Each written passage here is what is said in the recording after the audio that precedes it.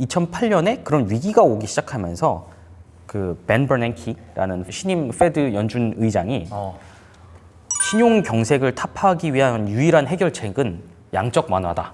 양적 완화? 네네. 그게 어떤 말이죠? 양적 완화라는 것은 쉽게 얘기해서 돈을 푸는 거예요. 아, 네. 뿌려라. 돈을 뿌리는 건데. 많이 만들어란가? 네. 돈을? 맞아요. 돈을 많이 찍어내서 많이 뿌려라. 돈의 가격을 다시 싸게 하자. 라는 거였는데 이분이 벤 버냉키라는 분이 그 별명이 헬리콥터 벤이에요. 왜냐하면 헬리콥터 위에 올라타서 돈을 뿌려야 된다고 주장했기 때문에 그래서 헬리콥터에서 그게 별명이 됐구나. 예, 이분이 하신 일이 빠르게 기준금리를 다시 0까지 내렸어요. 0%까지. 1%도 안 되네. 1%도 안 되는 거죠. 예, 무조건 꺼야죠. 무조건 꺼야죠. 예, 네. 0%까지 낮추고 그것도 부족하다고 해서 양적 완화를 한 겁니다. 돈을 그냥 찍어낸 거예요. 예, 돈을 찍어낸다는 게 무슨 말이냐면 페드에서 채권을 삽니다. 예를 들어 한국은행에서, 네, 한국은행에서 채권을 사서 채권을 사게 되면 거래 반대편에 있는 사람은 현금을 받게 되는 거잖아요. 네. 이런 식으로 모든 채권을 사들이기 시작해요. 그래서 채권은 굉장히 강해지기 시작합니다. 그리고 현금이 엄청나게 시중에 풀리기 시작해요. 돈이 넘쳐나기 시작하는 거죠.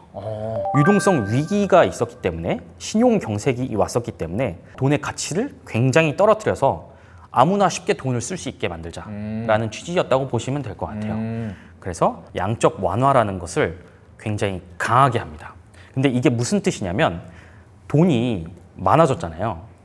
그럼 화폐 가치가 떨어집니다. 그렇죠. 예를 들면 저하고 흥재님하고 물물 교환을 한다고 생각해요. 저는 오렌지가 있고 사과가 있어요. 네. 근데 오렌지는 10,000원이고 사과는 5,000원이에요. 오케이. 근데 이 상태에서 화폐만 많아진다고 생각을 해보자고요. 2배로 늘어났습니다. 화폐가 10,000원, 5,000원이잖아요. 네. 2배가 되면 어떻게 될까요? 20,000원, 10,000원이 되는 거겠죠? 예. 가치는 어차피 똑같잖아요. 그렇죠, 10,000원짜리, 5,000원짜리. 2배가 되면 예, 화폐만 2배가 늘어나면 뭐 다른 사람 없다는 가정하에 20,000원, 10,000원 이렇게 바뀝니다. 물건 가격이 올라요. 예, 자산 가치가 다시 상승하기 시작합니다. 예, 그런데 먹혔다는 거네. 양적 완화가. 네, 먹힌 거죠. 그런데 웃긴 게 뭐냐면 자산이 없으면 거지가 됩니다. 벼락거지가 돼요. 제가 만약에 오렌지가 없고 사과가 없었어요. 근데 화폐 가치만 늘어났는데 제가 쥐고 있는 화폐가 그냥 5,000원이었어요. 그러면 사과 하나는 살 수 있었는데 갑자기 10,000원이 된 거잖아요. 그럼 저는 아무것도 못 쓰는 사람이 된 거예요. 원래 돈이 없었던 사람은 네. 원래 돈만 있었던 사람은 자산이 없었으면 벼락거지가 되는 거예요. 그 상황이 다시 한번 도래했습니다. 원래 양적 완화의 취지는 자산 가격의 상승이 아니고 그 사업체들이 돈을 꾸어서 새로운 데 신규 투자를 하고 고용을 늘리고 인플레이션이 발생하는 그런 상황. 활발해지길 원했는데. 네네. 그게 아니고 자산 가격만 급등한 거예요, 다시. 네. 보통은 자산 가격이 오르면 경제 활동도 활발해지고 그에 따라서 고용도 늘어나고 물가도 조금씩 그렇죠, 오르고 쓰게 돼 있죠. 쓰게 되어 있는데 그런 상황은 일어나지 않았습니다. 그런 상황은 일어나지 않고 그 인플레이션은 오히려 안 일어나고 경제 활동이 활발해진다고 보기엔 매우 어렵고 자산 가격만 엄청나게 올랐어요. 돈만 푸니까 막. 네. 그래서 내가 들고 있는 화폐는 쓸모 없어지기 시작하면서 모두가 가난해지기 시작했지만 모두가 자산이 없으면 가난해지는 거잖아요. 그렇죠. 화폐만 늘어났으니까. 그런데 금융권 그 사람들, 위기를 초래했던 사람들은 면죄부를 받았어요. 네. 이게 뭐 크게 뭐 잘못된 일이냐? 그냥 약간 경영상의 미스? 약간 이런 식으로 실수할 수 있다. 네, 실수할 수 있다가 되어서 어떻게 보면 이런 큰 위기를 초래했다고 해서 기소를 당하거나 뭐 누군가 감옥을 가거나 뭐 이런 경우는 없었어요. 네. 뭐 청문회는 안 열었네요. 네. 청문회는 있었죠. 청문회는 있었고. 청문회는 있었어요. 어떻게 이렇게 된 거냐 갑자기 왜 이런 위기가 발생했냐. 몰랐냐. 네네. 근데 이거는 뭐 시스템의 탓이다. 뭐 이렇게 슬쩍 그냥 넘어갔어요. 몰랐다. 네네. 근데 이제 양적 완화가 되고 페드에서 은행들을 살려줬고 투자은행들을 살려줬고 신용 경색을 타파하기 위해서 돈을 그냥 때려 박았어요. 네.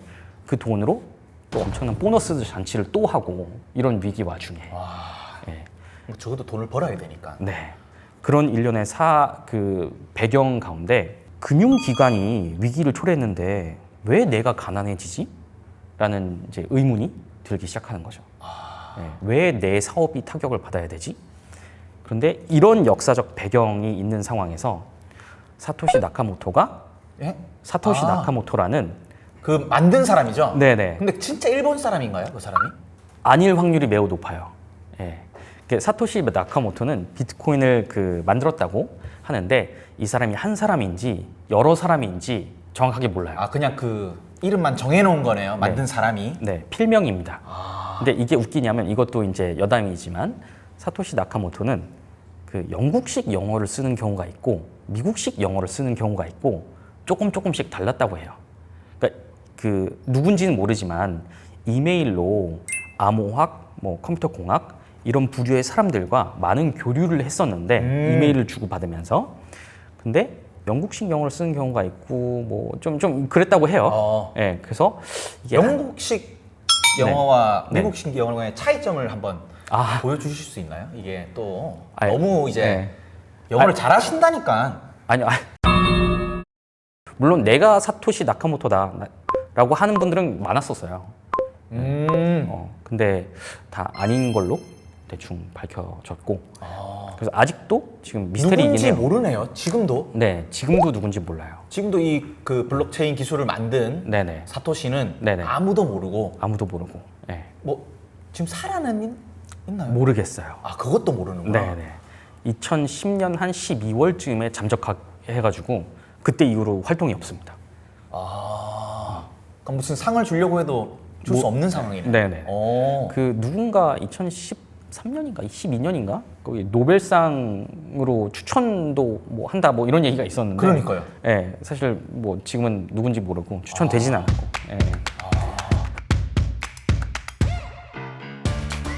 이렇게 모두가 화폐 가치에 대해서 고민을 하기 시작할 때 사토시 나카모토가 금융기관으로부터 자유로운 화폐를 써야 되겠다라고 해서 만든 게 비트코인 시스템입니다. 아. 이제 생각을 해보면 지금 우리나라도 마찬가지거니와 모든 나라들이 그 주권이 있는 곳에는 화폐는 한 곳 그 법정 화폐만 쓰고 있어요.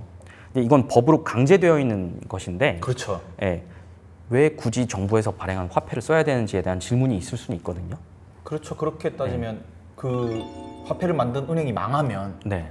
제 돈도 없어지는 거잖아요. 네. 사실 이건 이제 나중에 다시 조금 더 자세하게 말씀드릴 내용이기는 한데 지금의 법정 화폐는 우리가 1,000원이라고 하는 것은 한국은행에서 발행을 하고 그다음에 정부가 1,000원의 가치를 보장합니다. 그렇죠. 그렇죠. 예. 이거는 1,000원이야라고 하니까 1,000원인 거예요. 그 뒤에 뭐 아무것도 없습니다. 사실 1,000원짜리 지폐는 그냥 종이 쪼가리잖아요.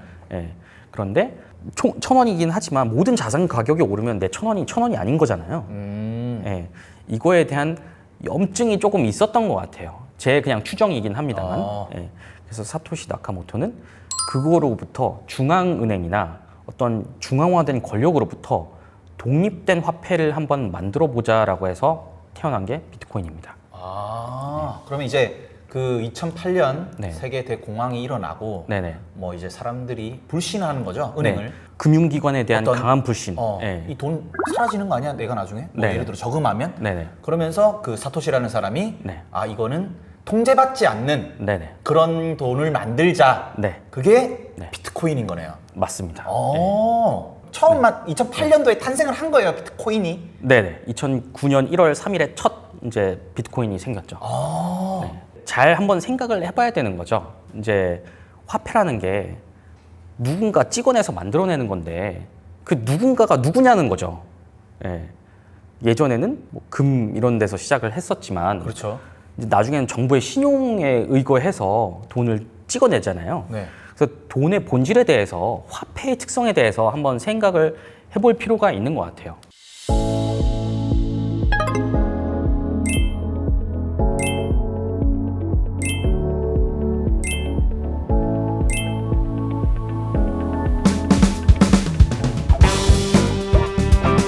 그래서 이렇게 금이 많으니 너네는 이 금을 내재 가치로 하는 달러를 들고 있고 모든 다른 나라들은 이 달러를 기축통화로 해서 환율을 정하자. 미국 달러에 보면은 In God We Trust라는 문구가 적혀져 있어요. 달러에? 네, 달러. 네. 신을 믿어라. 어. 우리는 신을 믿는다. 아. 약간 이런 느낌이었다면 비트코인은 In Code We Trust라고 하죠. 코드를 믿어라. 네.